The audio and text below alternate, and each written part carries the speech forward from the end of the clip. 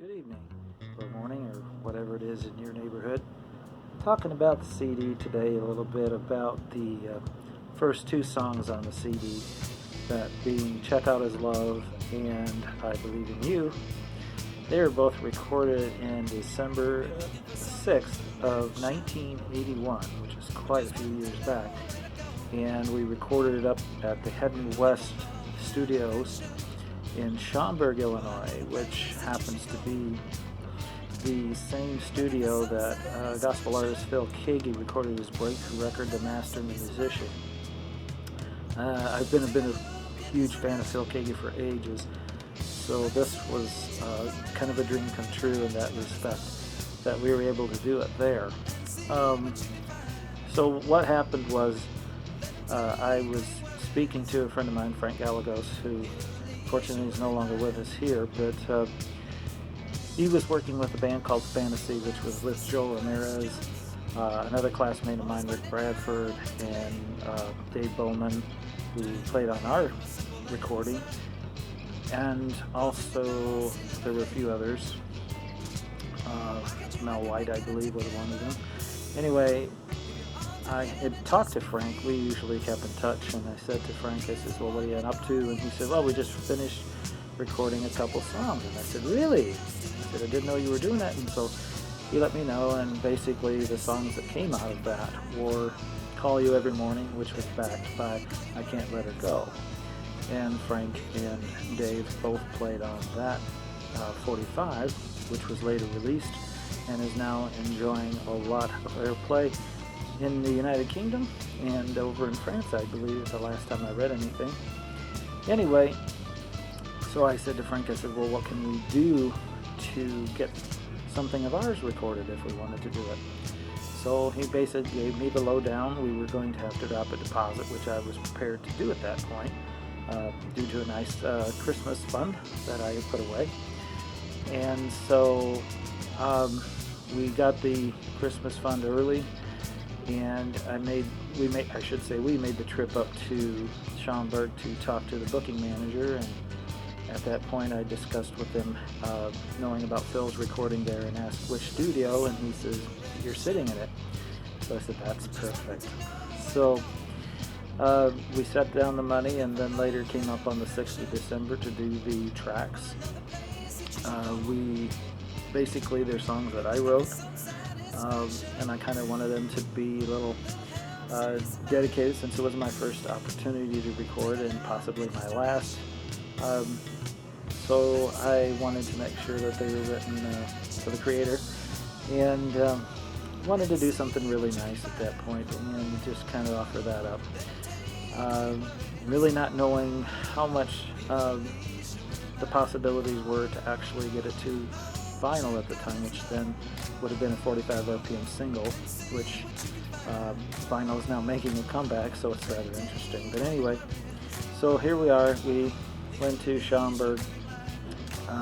Ray Zalazar, who played on the drums, was the first to get set up, and in those situations you need about an hour to mic down all of the drums in their proper perspective. So him and Corey DeMattis, who was our engineer at Schaumburg, got him set up, and while we were having that done, me and Lon went out to the Schaumburg Mall and messed around a little bit to kill some time while that was going on.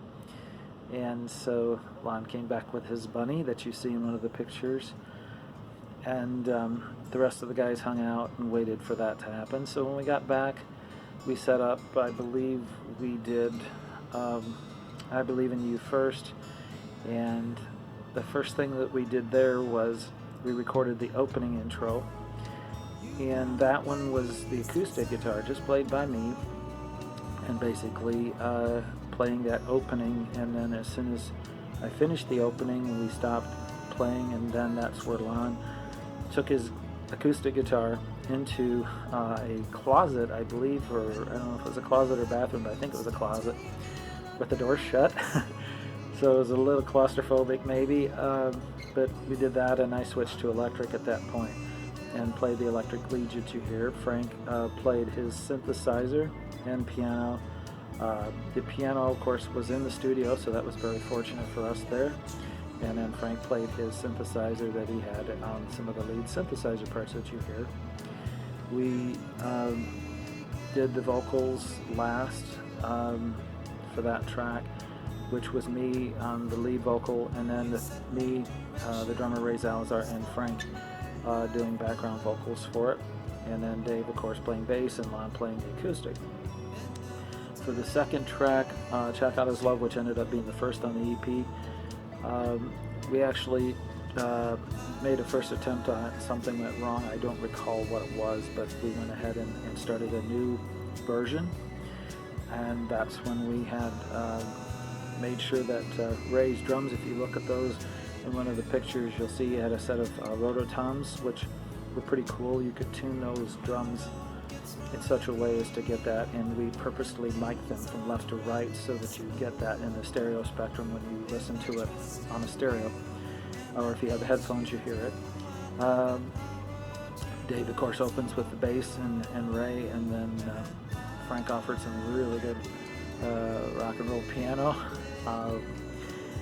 Lon played a magnificent rhythm guitar, unbeatable, and had this nice kind of dirty sound to it, which sounded really, really good on that. And then, of course, when it come time for me to do the lead, I didn't have any distortion pedals, so we opted to do something rather unusual. Usually with a rock and roll song, you usually have, unless it's an earlier song, you have, if you have a dirty sounding guitar, you have a dirty sounding lead, or distorted if you like the word distorted better. And I didn't have a distortion pedal, and the guy said, "Hey, let's just do it clean. Let's do something different." So we went ahead with the clean lead that you hear playing, and then of course we did the vocals again, where I started off doing the lead vocal, and I explained to Corey that I'd like to get something a little John Lennon-ish in the sound of the vocal, whereas it would be like a slapback echo, which that's now lovingly referred to as that. Unfortunately, we didn't have any slapback echo in the studio, so at Corey's suggestion, I recorded the live vocal first, and then we did a second live vocal, and Corey asked me, of course, if I wanted it in the mix with that, and I said, no, don't put it in my earphone mix, just let me sing it a second time. And so, unbeknownst to me, the guys were cracking up in the studio while I was doing the second vocal, not because I was messing up, but Corey was apparently so well involved in it that he'd forgotten which channel was the lead and which was the one I just did. And needless to say, it was a bit confusing, but it was all good. And then when we got done, Corey came out and shook my hand. He says, I couldn't tell which one was which. So we played it back, and it's amazing when you listen to it, because you will only notice a couple of points where I had a slightly different, singing spot where you can tell there's two vocals. So the slapback echo didn't quite happen, but it was kind of cool just the same. And then we did the background vocals with me again and Ray and Frank. And then at the end we wanted to do hand claps. So we gathered everybody in the studio, all of our roadies and people that came with us. That would be Brett Nutt, my nephew, Tom, Dave's brother, who played the bass. His brother was there, and Zeke Gallegos, or Junior Gallegos, depending what Frank was calling him. They all came in, and we did 2 hand clap tracks. Not all of us had headphones, so we had to rely on each other's timing, and you can hear that in the ending of the recording. So we did all of that.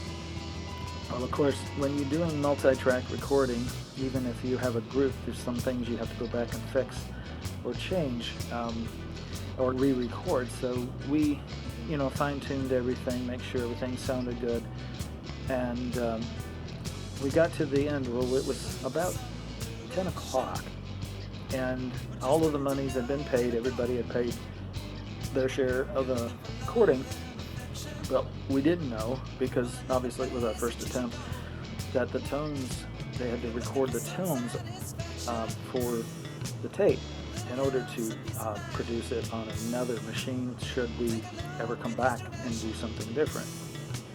Well, we were paying about $50 an hour, and we were actually depleted out of money. And we were all kind of concerned what we were going to do, because we couldn't use this tape unless it had the tones on it, recorded. And so I said something to Frank about it, and I said, I don't know what we're going to do. And Frank said to me, he said, look, first of all, we're probably not going to be able to come back. So he says, let's just do ourselves a favor. I'll take care of it. And so that, of course, made a huge impression on me. Frank was always a very generous person, very fun to be around. And it was just a real good gesture of goodwill that Frank was able to do that. And it's because of him that we were able to release that tape and get it. And so we did the tones. He paid the other $50 on top of what he'd already paid. And so, here we are now. It's the tape came with me, and I sat on those tapes for close to 37 years, and that's an awful long time for a tape to sit. If you've watched remasters from Stars, you're going to find that they do not, they have to go back and sometimes what they call baking the tapes to make sure the oxide never falls off, because otherwise you lose the recording. And so they sat for a long time. Well, in the process now, my son had a band called Shatterpicks, and the guitarist Trevor Talk recorded their album on analog tape, which was a really cool thing. And so I went to Trevor and I says, hey, what could you do to, is it possible for you to take this tape and somehow make me a digital copy? And Trevor says, well, what speed? And I says, well, it's 30 inches per second, which is basically how fast the tape travels across the head. And Trevor said to me, well, we only recorded at 15, but he says, I might be able to calibrate it, and we'll see what happens. So anyway, Trevor, of course, did a magnificent job, and Trevor just says to me, I just did it.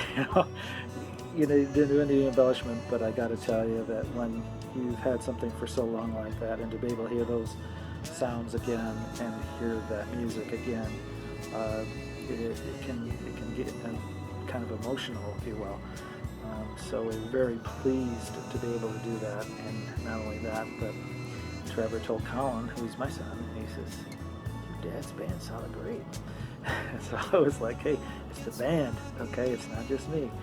So, this was a really cool event to get these songs to digital format, and then with Colin's help, we were able to master them back up to the right volume and get all these songs to work with. So when this album got released on May 10th of this year, I was certainly appreciative of the fact that we were able not only to release the songs, but also Frank's family was in attendance at the release party, and it was such a great honor to have them be there and enjoy the music along with the rest of us. And their brother and Frank's widow Janet was there, and it was just a thrill to have those guys there, or gals there, excuse me, to be able to once again hear Frank's genius on the keyboard and his vocals. And it was just a real cool thing to have happen. So the songs, pretty much, like I said, it was something I wanted to do for my very first recording, to be something. It's something I believe in, and it's a great feeling to know that even after all these years, people can still like it, even if the genres are different. And certainly a piece of music that I wrote and was able to get copyrighted, and everything is released. So with that, if you have any other questions, you can pop them on the YouTube video that you're watching, or you can go out to the Facebook page, GDA Communications Music, and check it out. And if you have a great day, and we'll see you the next time around.